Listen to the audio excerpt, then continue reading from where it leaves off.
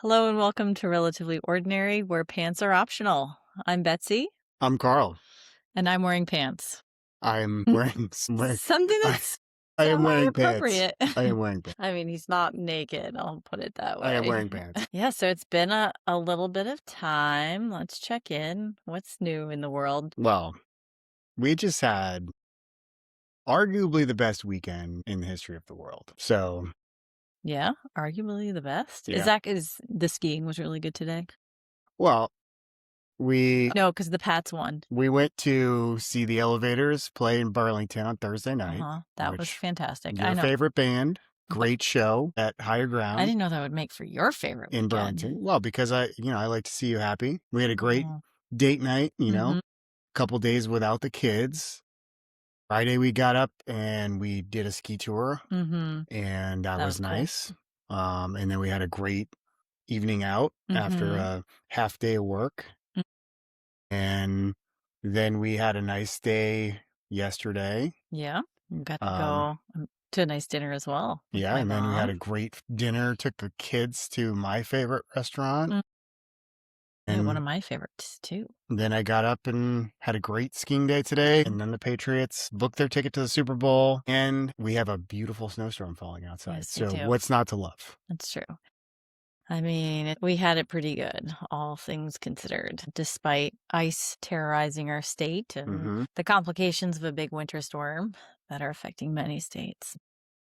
We had a good go of it. Yeah. And to be clear, we're not talking about ice as an ice storm. We're talking Yes. about the Immigration Custom Enforcement Agency Mhm. or whatever their name is and Mhm. their blatant abuse of power. Yes, and it's scary and affecting some things pretty locally for us. So Indeed. yeah, so Yeah. Well, that's a good buzzkill on otherwise happy topics. well, But I don't know. We gotta find the balance. well, I do have a good quick bite question for you. Okay. And it is, what is your favorite snow day memory? Gosh, my favorite snow day memory. There were definitely days growing up. Don't remember one specifically, but days growing up where, we would just play outside all day and come in for something warm like hot cocoa and hang out by the fire. School, I mean, that's pretty amazing. Yeah, until you miss school. Yeah. I guess I've had some good ones with the kids too when they were younger. Like I remember one day it wasn't even that bad of a snowstorm. I don't think we got that much snow. It was just the timing of it. And we went sledding over at Old Townhouse Park, and Isla Mm-hmm. was a puppy, and everyone was exhausted afterwards, which means happy Yeah. parents. I mean, even me being Mission exhausted, accomplished. as long as the kids and the puppy were tired. Yeah. How about you? Do you have a favorite snow day memory? Think, Oh, skiing. You probably did some skiing on Chemo well, snow day. yeah, I've had some great skiing days, obviously. I'm thinking more of a snow day when there was no school or no work or Mhm. whatever. I remember one time with the kids making a big snow fort at the Mhm. end of the driveway where the snowplow had pushed up a bunch of Oh, yeah? snow. Remember That's when right. we had like packed snow and ice on the driveway that was Mhm. pulling up in basically 3-inch thick chunks, and we used that to like make walls of the Mhm. snow fort and make you know turrets and everything. Mhm. That was really fun. I saw a picture of that recently, and it Oh, jogged my nice. memory of that one. And then I remember we had one winter in Connecticut. I'm sure it was the same winter. You probably remember Blizzard of too. '96 or something. It was no, I think it was earlier than that. I think it was like 93 or something. But we just had like a bunch of storms back to back, and we had one Mhm. storm that canceled school 2 days in a row, and we had like maybe 2 to 3 weeks where we just had like 5 snow days. Oh, that's And crazy. yeah, and I'm sure it was great for my education. But I just remember, my sister and I, first of all, playing a ton of Super Nintendo, but then also just playing out in the snow with Mhm. the dogs and just having a great time. And Yeah. I think that I always liked snow, but, and I realize living further north now, how different the winters are between Connecticut and Maine. And I always had this idea of like, oh yeah, I live in New England, we get, real winter, but there's a big difference between Connecticut and Maine when it comes to Oh, you think winter. so? Oh yeah, big time. I mean, for me, that's true, but I didn't realize it was that Yeah, it dramatic was for you. probably the difference between Connecticut and Philly is the difference between Philly or Connecticut and Maine. So, Okay. in Maine the snow falls and then it sticks around, Yeah. for months Yeah. sometimes. Whereas in Connecticut, you'd get a big storm and it might be gone in 2 weeks. Okay. Yeah, and seeing Philly be gone in 2 days. Yeah. So, yeah, so I think what I was going with that is that I actually think that stretch really sort of cemented my love of winter and my Mhm. desire to live in a place where it snows regularly. And make me put up with lots of bullshit being your You know wife. what? You know what? You fell for me, so Yeah. here you are, Here I am with a sucker. new backdrop Yep. to our recording. If, those are viewing, you can Mhm. see we got this nice sweet Yep. backdrop. And if anyone's viewing, I'll let them decide if I'm wearing pants or not. Yes. Okay, it'll be a secret. That will get those who are just listening to me Mhm. check out the video. All right. So today's topic is actually centered around higher education. Boy, Boy. that sounds exciting. I'll make it exciting. I don't know. I think I like tailored it to stuff you might be interested in discussing. So there was an article put out by NPR recently, and they had reported something I found interesting because I work at an institution of higher education, but we also have a son who is this junior of high school. So I'm like, okay, interesting stuff. So there's been an increase in college enrollment. We've seen a dip post-pandemic, but it's specific to different sectors. So community colleges and four-year public institutions make sense, more affordable, right? I know at least in the state of Maine, you can go to the community colleges for free if you're in state. That makes it worthwhile. However, enrollment remains down in private colleges and among those who are going for master's degrees and some of those professional degrees. So their conclusion is that families and, those who are applying are being a little more judicious about how they're spending their money and what programs they want to go into to get a job. Right? This all Mhm. makes sense. There's also been lots of cuts with federal funding for research and a decline in international student enrollment. Not surprised there, due to challenges not only with visa policies, which we've seen change, but also it's not very welcoming right now. So that's hitting a lot of those private institutions pretty hard. So we'll start with this national perspective. I'm curious, do you see some positives with this shift? Because I know we've been talking about how expensive college is, and, even though they worked on DEI practices and scholarships, still, there are a lot of first generation college students who are struggling to access it and graduate, but also how, from the thinking about the workforce pipeline and what that means, because you've been involved in some hiring and maybe see some of these newer graduates. So I'm curious. What are your thoughts on that? Well, so you're asking if I see anything positive in the shift away from enrollment, like in the Yeah. downtick in Yes. So there's been enrollment. the downtick, but now we're seeing an uptick with certain things. And, outside, we don't have control over what we do, but, we're not changing politics overnight related to the visas and international students, but just from the sense of how people are being judicious. Well, I think that take it back to a long held belief that I have is that I think our approach to higher education in general and our society is deeply flawed. And it's flawed primarily because of the costs and the questionable economic benefit of certain degrees. Now, the caveat I'll say with that statement is that I think that higher education in general is a fantastic thing. I think that we should absolutely measure ourselves as a society based on attainment of levels of higher education. And I think that that applies for anybody. I think that, Mm-hmm. you know, if you are if you are not going to go to what we traditionally see as a, 4-year education, instead you're going to go to a trade school, still taking some classes in like a foreign language, in critical thinking, in Business management, business personal management, right? finance. Yes. A lot of, contractors are constrained in their ability to scale their business by a lack of, basic business management practices. And so I think there's, in general, and I think we look at it as this either or thing of like, oh, you're going to go to a trade school, you're going to go into the military, you're going to, go straight to work, doing something that an 18-year-old can do, which isn't a lot, if we're Mhm. honest. Yeah. But then we say like, well, you don't need to go get this education. I think that that's flawed. Like, I think we should create opportunities for someone who isn't going to go with a 4-year degree path to still get some continuing Mhm. education in, civics and language and Mhm. business and other things. So I think that, again, to take it back, the system has been asking to be reformed for a Mm. long time. Mm.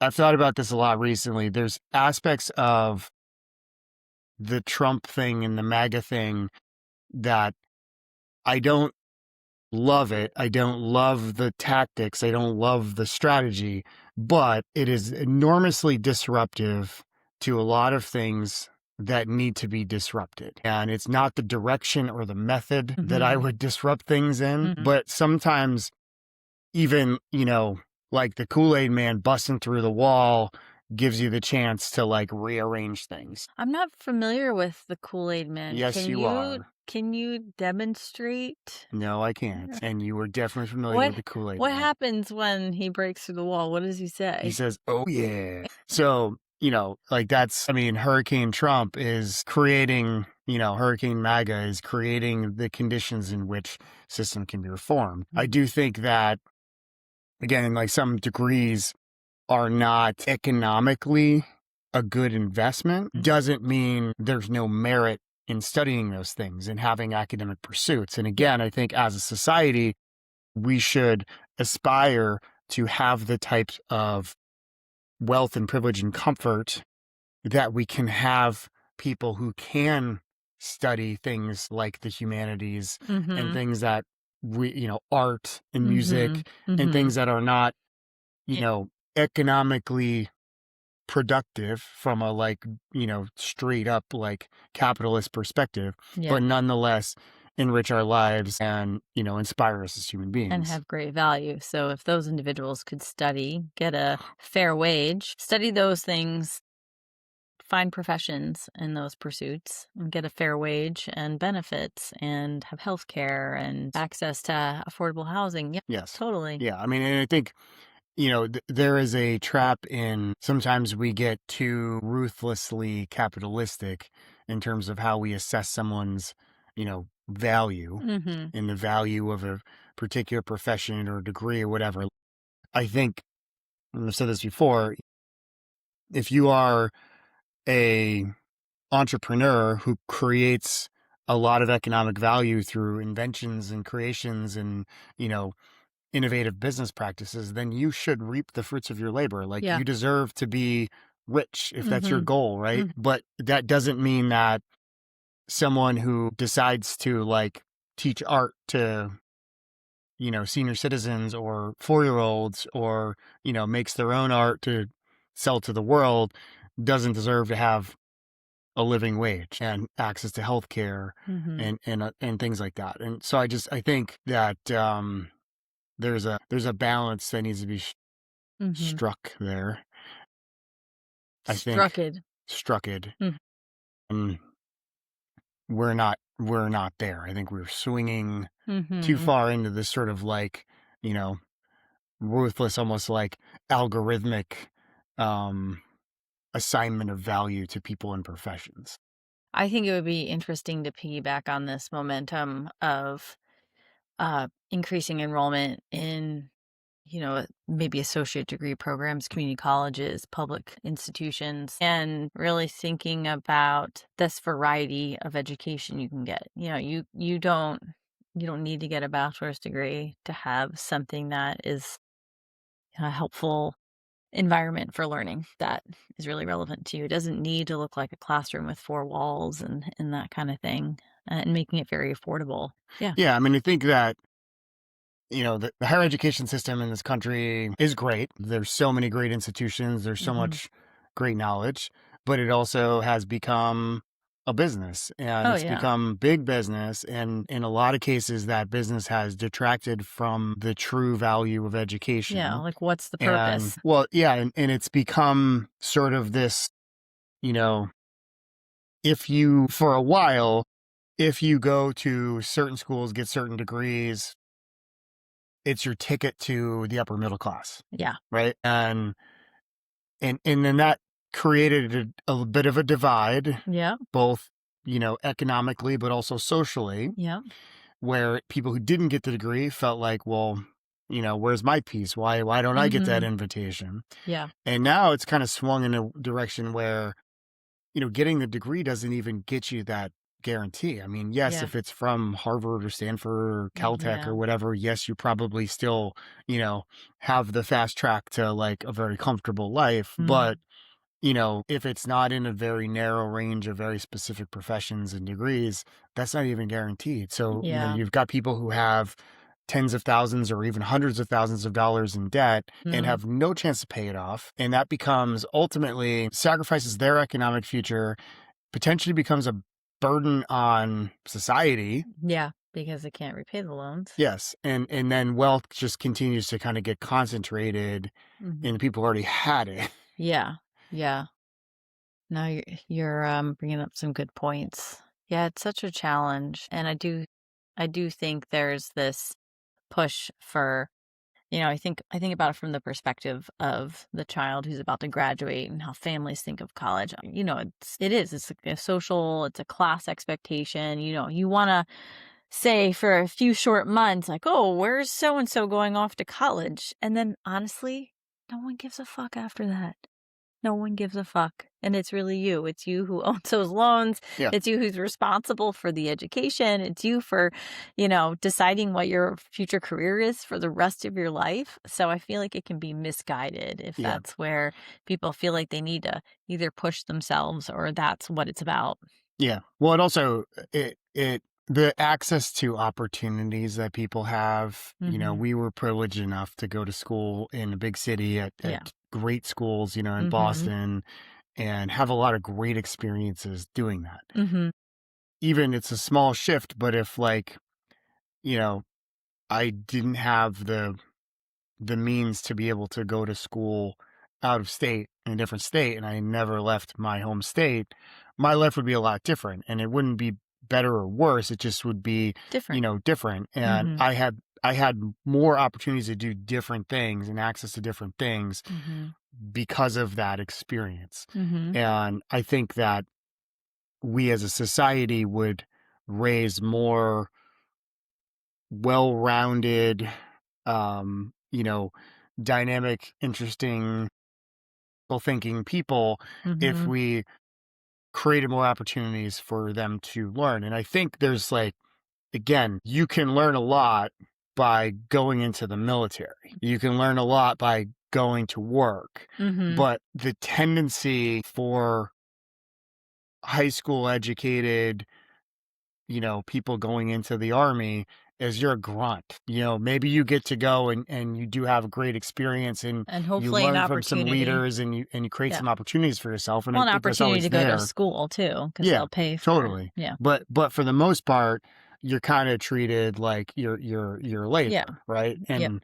And that's certainly the case if you go to work right out of school, unless you're like privileged enough to have, you know, someone in your family or someone close who's going to mentor you and make you an apprentice or whatever. Like Mhm. usually you're a grunt and Mhm. you're doing grunt work and you may never get out of that kind of grunt work. So I Mhm. think if there's ways to put people to work, I think Mhm. of like some of the things that were around during the Great Depression Mhm. and coming out of the Great Depression, like the Civilian Conservation Corps and, the kind of quasi like almost like the military, but like we're gonna go build a bridge, we're gonna go cut trails, we're gonna Mhm. build a lodge in a national park, and you're gaining skills that you can use to get a job afterwards, while you're also doing something to help the country. Mhm. Yeah, those are great examples. I don't know if that's where the administration is right now, but Absolutely not. Absolutely not. They have none of those ideas. one thing that I wanted to bring up is with this one big beautiful bill, federal loan caps have been placed on certain degree programs and what they considered professional degree programs based on what was a description um, in previous federal loan practices, and it wasn't an exhaustive list. So now these caps are placed on certain degree programs, including nursing, allied health professions, including physical therapy. So this hits home for me, accounting, and teaching roles. So it's half the borrowing power, and it's certainly enough that we're going to see a decline in enrollment Mhm. because of this. And so, as a healthcare provider and educator with one of these non professional, quote unquote, professional doctoral programs, I'm concerned about the future of our healthcare system. So, I don't know. I'm just curious your thoughts on that because you're a little bit of an outsider to those specific things, but you're someone who is familiar with workforce diversity, the access to care as a patient and just thinking about the stability of our healthcare system. So I don't know if you have any thoughts about I things think like that the that. people who made those policies do not give two shits about the healthcare system. And that is, those policies are specifically designed to target roles that women would usually pursue because they believe that women should stay in the kitchen and not be professionals. All right. And that's not like an opinion or belief. That is in Project 2025. That is a policy in pursuit of that specific objective. So the bottom line before I move on is fuck them. I mean, with stuff like that, it's disturbing, but I don't really worry about it because, I do worry about it in the sense of like, why would you willingly, openly take a step backwards unless you actually don't really care about the future of the country? You care about your own specific narrow Mm-hmm. segment of the population. But it, it, Who it also doesn't benefit. that stuff is like easily washed away when you change power to people who have a more forward thinking and inclusive view of all Americans, and you actually try to represent the full country, not just a very small, very close-minded segment of it. All right. Well, thank you for sharing. Now, this is a little more relevant to you, talking about computer science, because that was your degree. So there's been a decrease in enrollment for computer science. And I think it's too early to say how much that degree program and, the eventual careers that people take, how much that's been disrupted by AI, but that's one thought. Not as significant of a decline in the creative fields like artists, photographers, writers. Obviously, we can see how that directly is impacted by AI in kind of easy ways by those who maybe have no business using AI for art, but still kind of do it. I mean, I like that it's accessible. I'm going off onto a tangent here. I like that it's more accessible, but it also is really disruptive to those who truly have a talent and creative talent in those fields. But, jobs that require strategy and empathy and that human to human connection are still pretty stable. But we're seeing this change with computer science, but not necessarily with, leadership, even like engineering, things like that. How, from your perspective, have you seen any disruption in the tech industry because of AI related to like job pipelines and readiness, or not yet? And do you project that you might see some changes, or at least what you'd be expecting for new graduates? These are going to be your peers, the ones who are in these programs in 5 to 10 years. Wow. Well, no, They're not going to be my they're peers. not going to be your peer. Well, that's what I say. They're going to be your colleagues. My interns. Colleagues, subordinates. I don't know I what you call them. I call them my colleagues as soon as they graduate. Sure, sure. They will be colleagues for sure. But so when you say, do you know how that stat is being measured when you said there's a decline in? Yeah, so it's looking specifically at, so it's a small data set because it's only over a couple years. It was an independent study. I don't have the citation for it, but it was essentially looking at rates of enrollment for different degree programs, and it did it by sector, and it was looking at, a variety of, but like generally for your computer science programs, the But is enrollment this has dipped. comparing pre-pandemic, post-pandemic? No, it's not pandemic. It's based on generative AI being freely available. So So in the it's last really, really 2 years. yeah, the last 2 Yeah. years. Yep. And so I it's mean, not honestly, conclusive. that surprises the hell out of me. Mhm. The because I would have really expected that, if anything, more people would be interested. But maybe it's a sense that, well, anyone can do the simple computer science stuff. Maybe there's a different path. But this is all conjecture, hearsay, making this up. So we're basing it on a small amount of data. But that's Yeah, interesting. You think it's surprising. it's very surprising. Yeah. Okay. I would expect that more people would be interested. Maybe a couple things. One is that I think that, There's been a dip in enrollment across the board. well, We can't sure. correlate it to AI Okay. Well, necessarily. We can't now I'm even not even causation to sure. AI. Yeah, I'm not even sure. I'm not even sure what we're talking, because is this, if enrollment's down across the board and computer science is just one of the things it's Yes. down in. So here, let me spell it out for you a little bit more. So there has been an increase in enrollment in things like healthcare and, some other degree programs have like flatlined or been a slight increase in enrollment since AI. So we've seen since pandemic an increase. And then right around when generative AI became freely available, there was a dip in computer science relative to right beforehand, and that there was a change in, those who were applying for creative, like graphic design, Mhm. things like that, since generative AI was available. So again, these are just trends Yeah. that have So been tracked, my and it's guess relative to what's been happening year over year. my But guess is again, it's the Gen AI is purely coincidental. I doubt there's any okay, connection. okay, And the reason I say that is, I think, first of all, I think the big thing is the pandemic, because the young mm-hmm. people who would be applying to go to into degree programs now, their education is severely impacted by the pandemic. Yeah, So it may be that, maybe they fell behind. Maybe they were like, I've spent enough time staring at a freaking screen for my, education. I don't want to do this more. I also think that the shine has come off of the tech industry. yeah. I mean, I think when you and I have talked about this a lot, and I think, will be a really good topic for a future episode.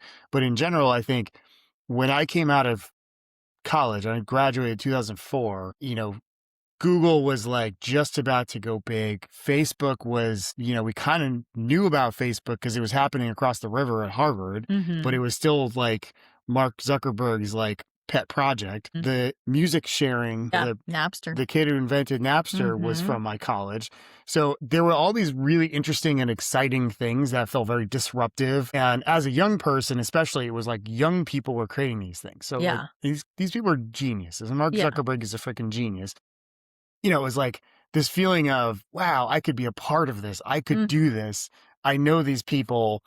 And it was, just really exciting. I think what's happened as now it's this like domain of billionaires, Yeah. who a lot of whom are kind of freaking weird. I mean, they're just weird, right? Like Zuckerberg is weird. Musk is weird. Mm. These people are kind of weird. And even the people who seemed, like noble and they could do something good in the world, you're now sort of like, I don't really trust you. The Mhm. AI stuff is creepy. It's Mhm. fascinating. I Mhm. love it, but it's creepy. It's Yeah. weird. So I think that it doesn't feel like I'm going to have an interesting job where I'm going to make good money and I'm going to do something good in the world. I Mhm. think Yeah. maybe the money thing is still there, but Mhm. also, and this is, I think, a lot of the disruption with people going to work in remote, it's really, really, really hard to start a tech job today out of school because Everything's remote. everything's remote. I think about how I'm able to be successful as a remote employee is because I have a basis. We talked about this in the last episode. I have a Yeah. basis of working in an office. Yeah. I worked in an office for, good 15 years before I really could become an effective remote worker. Mhm. And there is no way to learn that tacit knowledge, to learn, just judgment and communication Mhm. and all of The those work things, ethic piece, work right? ethic, Yeah, all of those things like professionalism. it's hard. You just can't. So Mm, I look at it and it's not as, it's just not as appealing as mhm. it once was. I'm still surprised about that. I still would not expect that to be a long-term trend because I do Okay. think there's going to And be, maybe it's not, you know, something that's yeah, it's well, significant enough that we can really relate it to anything. Just sort of an observation. yeah. I mean, the other thing is I think that the way that some of these tech industry people talk, they talk like AI is a solved problem. I Yeah, mean, it's not. Elon Musk is like, I'm going to have an arm, like everyone's going to have a robot in their house by the end of 2027. Elon Musk is full of shit. He has said so many things. Like he said that we're going to have, these like high speed hypersonic tunnels between LA and, San Francisco and Las Vegas. We don't have those. So we're going to have, robo taxis all over the country. He's barely got them out. He's way behind Waymo. Cybertruck was kind of a flop. Like he hasn't released half of the cars. Like he's full of shit. And all of these tech guys who make it sound like, oh yeah, we're taking the lead on this and we've solved that problem and we're going to do this and all. They're saying that because they're trying to box out the competition. But the reality is no, they don't have that. There's so many interesting problems. There's going to be Mhm. so many more interesting Yeah. problems that come up in the Well, tech and world. and so many cool ways that the technology can be used. So the bottom line is if there's someone out there listening and they're interested in studying computer science, Do don't it. hold back. Yeah, do it. I mean, All right. it's a great thing to know and you want to know how the AI works. That's all I'm going to say. Okay. Oh yeah. Yes, you want to know how it works, just not necessarily how to use it or using it. All right. So just thinking from the perspective of the parents, we have a teenager who is preparing to apply, looking at colleges and applying and potentially choosing one and going to one. So, what do you think are, with all of this I just talked about, what do you think are some important practical considerations in helping your child make some decisions? Especially because our child specifically has not made any Mm. decisions. And considering, your thoughts on where the economy is going and the job market is so tough for graduates right now. So I don't know. What are Yeah. your thoughts? Well, yeah, I think the job market's tough for graduates because we're in this very weird economic turmoil moment, Yeah. but there's also going to be, we're on the precipice of a mass exodus from the workforce in terms of Yeah. boomers, Yep. right? And so I think there is going to be economic opportunity on the other side of this. Mhm. AI is also going to be massively disruptive. But again, I think that we will find ways of giving people opportunities.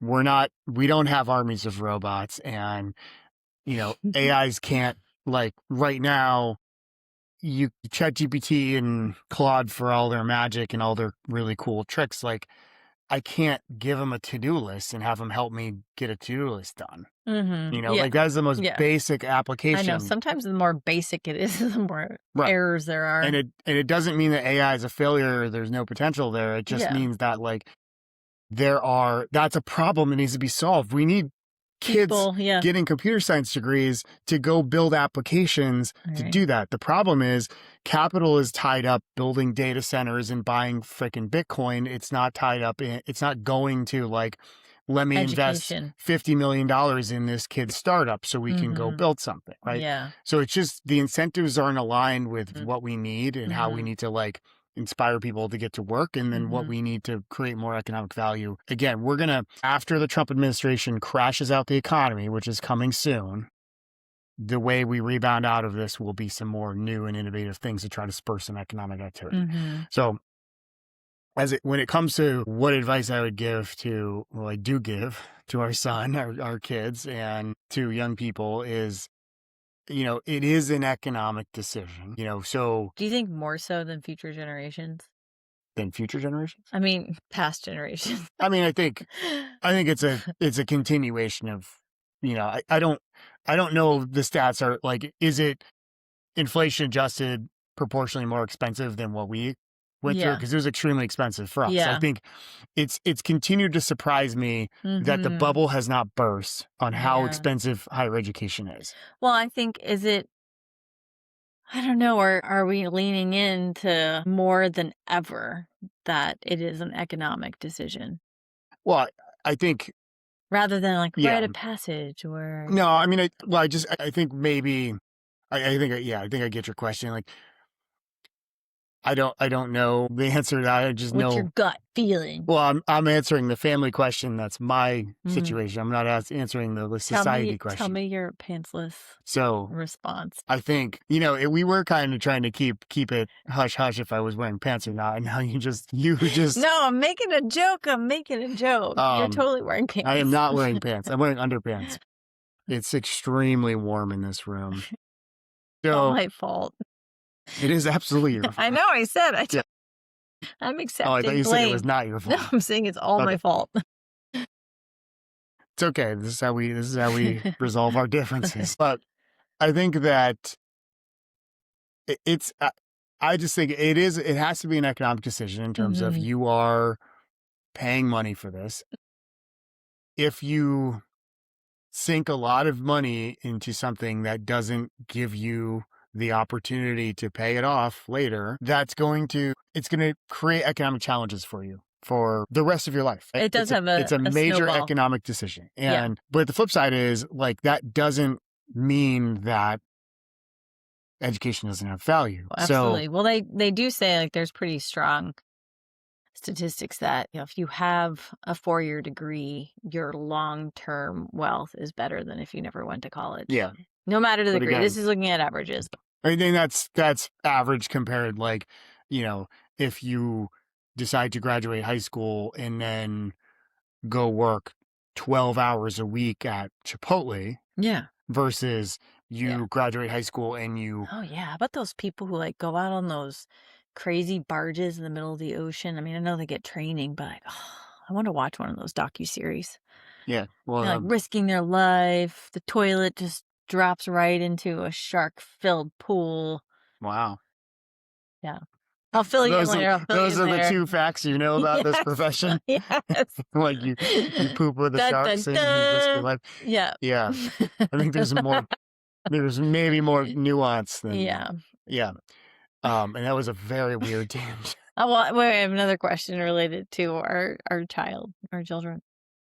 Do you think it's okay, so they have to make this decision. It is an economic one. There is going to be a lot of things tied up into it that affects their future, but you don't want to give them a lot of anxiety. They don't need a heart attack, before they're 20. So then the challenge becomes how important is it for your then 18-year-old or for, our 17-year-old at this point in choosing a career path, having a major and a mindset? Or do you think that there are some good basic skills and there's time for that?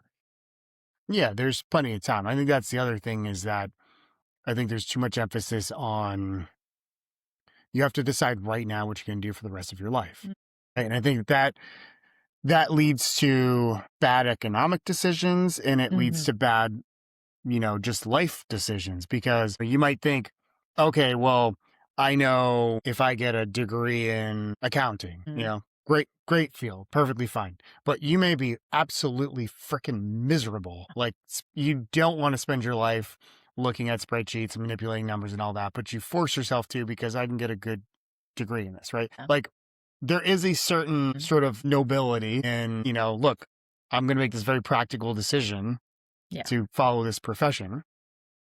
But should you do something that makes you miserable when you would have been happier, cutting trees or, plowing snow or fishing, on a fishing boat or a lobster boat or something like that? I think that is, you don't want to over index on, I'll be happier if I know I have a guaranteed 6-figure salary career. Mhm. Right? Like don't make that decision now to do something that's going to make you miserable just because Yeah. you'll make more money doing it. Yeah, it's hard to realize what a 40-year career can do to you if you're miserable. Yes. And I think that's one interesting thing that people have today is, there are a lot more opportunities to, I'm still the jury's still out on the, creator economy for me, but I mean even the fact that we're doing a podcast, like we're not doing it to make money clearly. Mhm. If we are, we suck at Wait. it.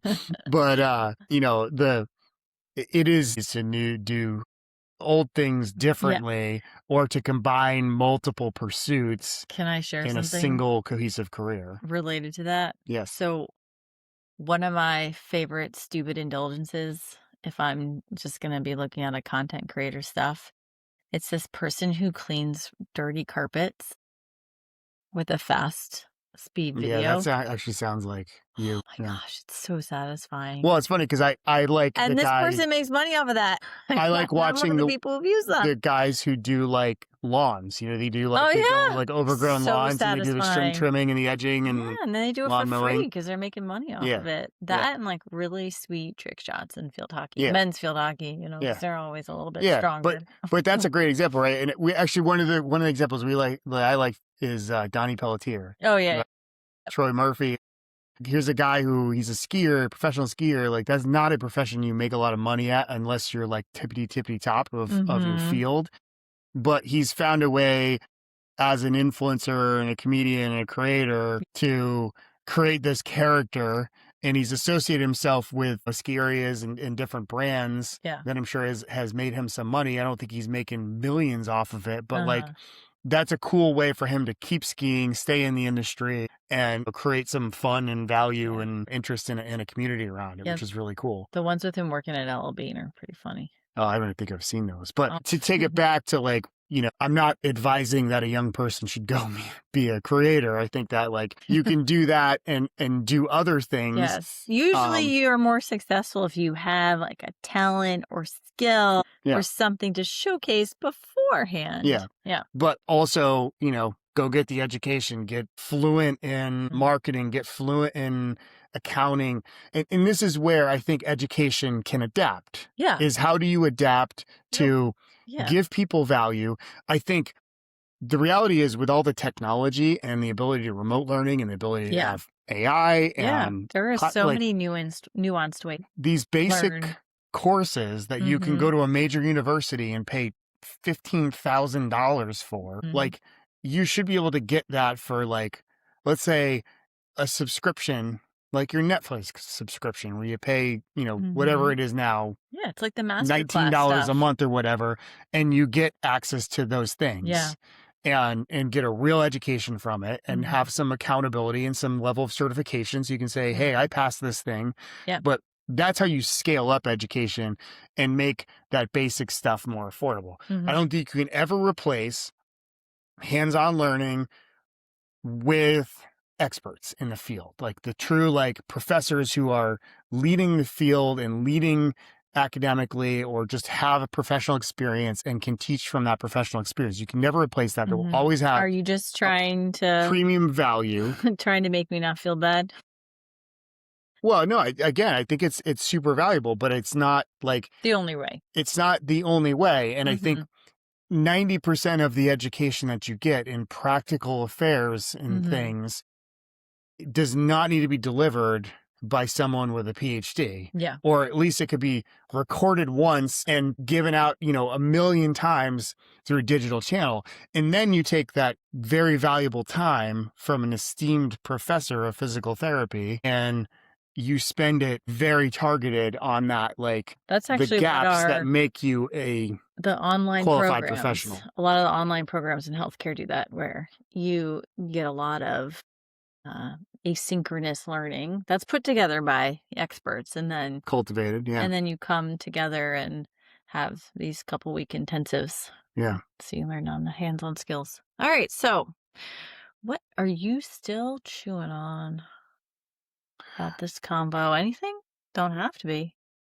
You might I'm have swallowed it at this point. fascinated to learn more about the trend in computer science Mhm. enrollment. Remember, that was a And small independent study. yeah, but does that Where does that go? have is there more meaning there? I think in general, what is the future of a degree program like that? Yeah, maybe there's a new degree that comes out of it. I think there's a lot of, Mm, you can go down the rabbit hole of specialties in mhm, artificial intelligence and, yeah, working with AI and stuff like that, mhm, robotics. yeah, absolutely, that's cool. And what feels relatively ordinary? College is still expensive?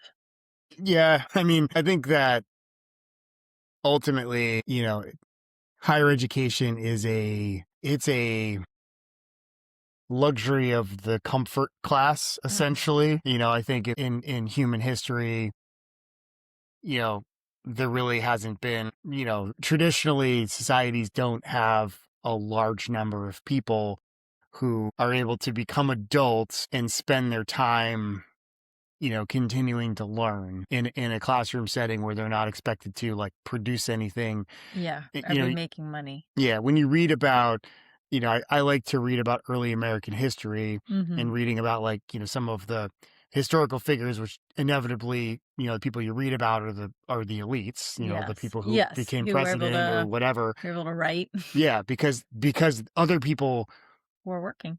may not have even been literate, but they certainly didn't have access to like printing presses and, Mhm. or have the time Yeah, to because sit they had down and children study and write. at 14, 15, Yeah, 16. and they had to, farm to live and, Yeah, keep yeah. their 12 kids alive and all that. So I think that Mhm. it is, there's an open question there around what is the ratio of people that in a society that you can have get higher education. Well, But then, yeah, it makes me think about some of the really great programs that a lot of the public high schools do in order to have a variety of paths, right? So yeah, you can be learning a trade and get an associate's degree in high school. Because why not? These kids yeah, are smart. yeah, If they're motivated and that's what they want to do, let them go to culinary arts and get an associate's yeah, degree in high school or, do something with childcare so that they can get right out into yeah. the field or, get their LPN so that they can decide if they wanna do 2 more years of an accelerated bachelor's in nursing or something like that. Then we have the trade school options and we have options for kids who really want to pursue music and arts or languages. And I don't know, I think that's where it would be lovely. And I think some communities are able to, they have the resources to see that as a great design to get those who are at this age where they're not quite adults, where learning is normal. We're seeing, most people will graduate with a high school diploma. So making that diploma even more valuable than just a, potential entry into a four-year college. Yeah, and I do think that our kids' generation and going forward, increasingly, it's going to be less about that. What did you do in your immediate 4 years Mhm. after graduating high school? Yeah. And more about what are you continuing to do as you go? Yeah. You'll have more access to continuing education, Mhm. but also probably more competition and more dynamism and Mhm. pressure to continue to learn and continue getting better, to continue to outpace, frankly, the robots. I And have to ask, dynamism. yeah, Mm, never heard it like that. what do you have to ask? I don't have to ask anything. I'm just saying it out loud. I don't think I've ever uttered that word, Yeah, dynamism. Like dynamic, yeah, or is it diamondism? it's definitely not diamondism. All right. Well, thanks for a great episode. This was a good talk. Everyone stay safe and warm during the blizzard because it's affecting a lot of the country. And for those of you who are in some nice warm climates, please enjoy on our behalf. Yeah, well, I like where we are right now. Yeah. I All right. like this Yeah. now. Speak for yourself. All All right, right. good stuff. Thanks.